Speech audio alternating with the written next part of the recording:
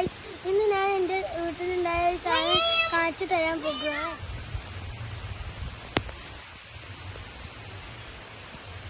ഞാൻ പറഞ്ഞ സാധനം നാളെ കട്ട് ചെയ്യാം. ഇത് പൊളിച്ചിട്ട് ചെയ്യാം.